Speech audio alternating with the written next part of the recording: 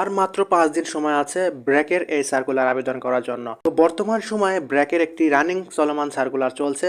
তো এই সার্কুলার কিভাবে আবেদন করবেন বা কারা কারা এই সার্কুলার আবেদন করতে পারবে আর কারা কারা আবেদন করতে পারবে না, তো এই বিষয়ে আজকের এই ভিডিওতে বিস্তারিত তথ্য থাকছে। তো যারা ব্র্যাক এনজিওতে চাকরি করতে আগ্রহী বা এই বিষয়ে জানতে আগ্রহী, অবশ্যই আজকের এই ভিডিওটি শুরু থেকে শেষ পর্যন্ত দেখবেন।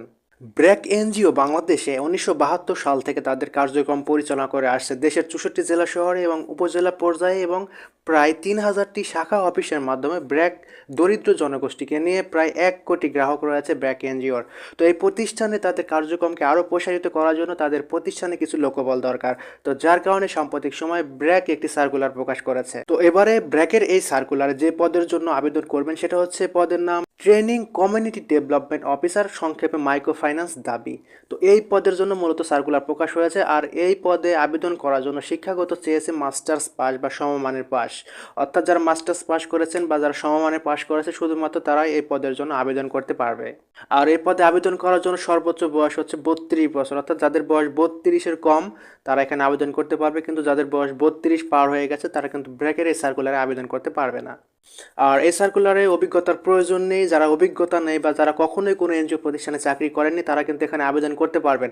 তবে যাদের অভিজ্ঞতা রয়েছে, যারা এনজিও প্রতিষ্ঠানে চাকরি করেছে বা বিভিন্ন বিপণনজাত প্রতিষ্ঠানে চাকরি করেছেন, তারা কিন্তু এখানে আবেদন করতে পারবে না, তাদেরকে অগ্রাধিকার দেওয়া হবে। সেক্ষেত্রে যাদের অভিজ্ঞতা নেই তারাও আবেদন করতে পারবে, যাদের অভিজ্ঞতা আছে তারাও এখানে আবেদন করতে পারবে। আর এই সার্কুলারে আরেকটি বিষয় উল্লেখ করা আছে, আপনি যদি মোটরসাইকেল চালাতে দক্ষ হন বা মোটরসাইকেল চালাতে পারেন তাহলে কিন্তু আপনার জন্য অগ্রাধিকার বেশি থাকবে। আর আপনি যদি নাও পারেন সেক্ষেত্রে কিন্তু আপনি এখানে আবেদন করতে পারেন, পরবর্তীতে আপনি শিখে নেবেন। আর একটা বিষয়, সেটা অনেকেই কিন্তু জিজ্ঞেস করে থাকে যে ভাই ব্র্যাকের এই দাবি, এই পদের কাজ কি, বা এখানে চাকরি হলে কি ধরনের কাজ করতে হবে।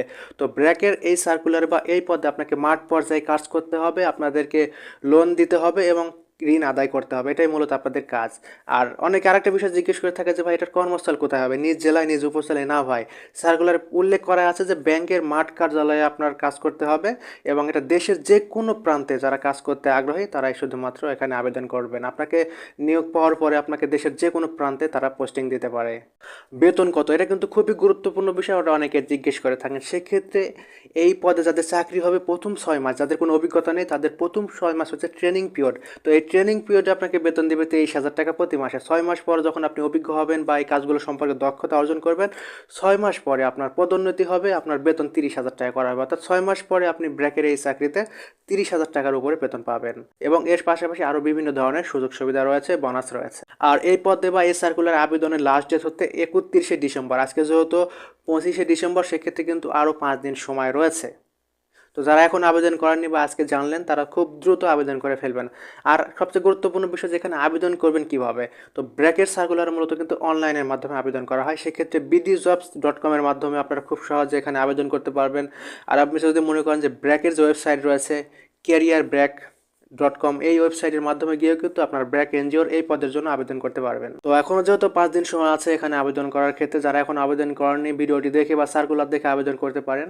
আর এই বিষয়ে যদি কোনো কারো প্রশ্ন থাকে, কোনো বিষয় বুঝতে সমস্যা হয়ে থাকে বা কোনো মতামত থেকে থাকে, তাহলে অবশ্যই কমেন্টের মাধ্যমে জানিয়ে যাবেন।